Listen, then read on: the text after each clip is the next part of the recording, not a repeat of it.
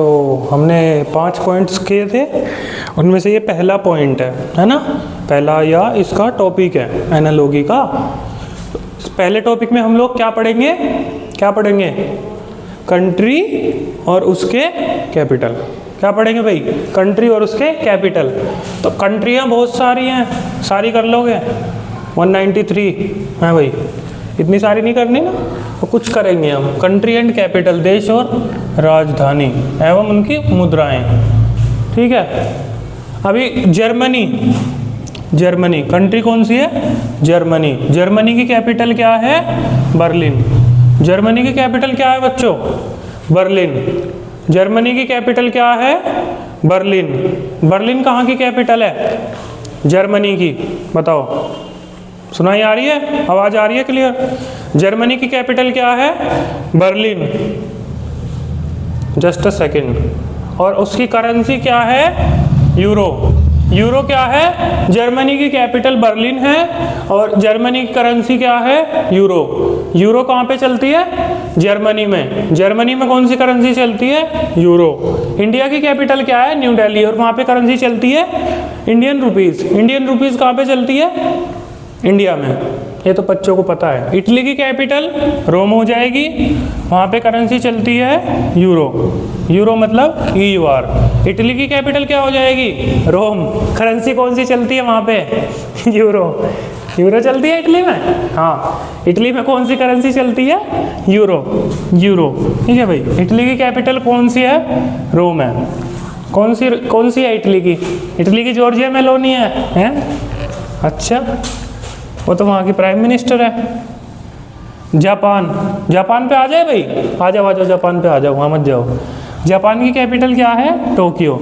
Tokyo का capital किसकी है? जापान की। जापान की करेंसी क्या है? येन। येन किसकी करेंसी है? जापान की। जापान में क्या चलता है? येन। जापानीज तो कंट्री का नाम ही है, पर जापान में करेंसी कौन सी चलती है? येन चलती है जापान में।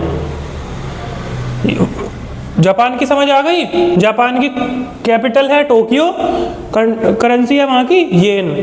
यूएस पे आ जाओ बच्चों। यूएस से कहते हैं यूनाइटेड स्टेट्स ऑफ अमेरिका। वहाँ पे कौन सी कैपिटल है वहाँ की? Washington DC। यूएसए की कैपिटल क्या हो जाएगी? वाशिंगटन DC हो जाएगी। यूएसए की कैपिटल क्या हो जाएगी बच्चों? Washington DC। करेंसी क्या चलती है वहाँ पे? डॉलर। डॉलर कहाँ चलते हैं? यूएसए में चलते हैं डॉलर। चाइना की आ जाओ भाई। चाइना, यूएस क्लियर हो गई, वाशिंगटन DC और डॉलर। चाइना पे आ जाओ।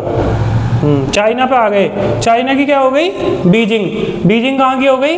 चाइना की। चाइना की बीजिंग हो गई। बैठे नहीं आराम से। चाइना की हो गई बीजिंग। बीजिंग कहाँ की कैपिटल है? चाइना की।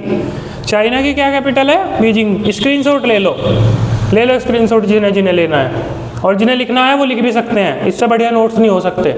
ठीक है भाई, जिन्हें लिखना हो वो लिख भी सकते हैं। चाइना की क्या हो जाएगी कैपिटल? बीजिंग। चाइनीज में क्या चलता है? युआन। युआन कहाँ की है करेंसी?